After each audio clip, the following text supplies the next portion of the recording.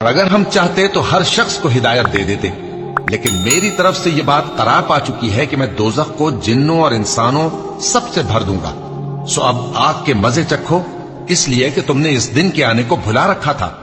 आज हमने भी तुम्हें भुला दिया है, और जो काम तुम करते थे उनकी सजा में हमेशा के अजाब के मजे चखते रहो। हमारी आयतों पर तो वही लोग ईमान लाते हैं कि जब उनको इनके जरिए नसीहत की जाती है तो सजदे में गिर पड़ते और अपने परवरदिगार की तारीफ के साथ तस्बीह करते हैं और गुरूर नहीं करते।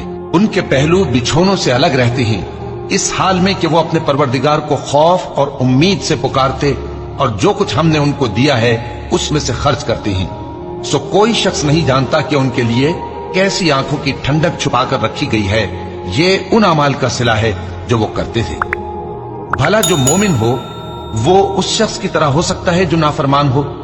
दोनों बराबर नहीं हो सकते।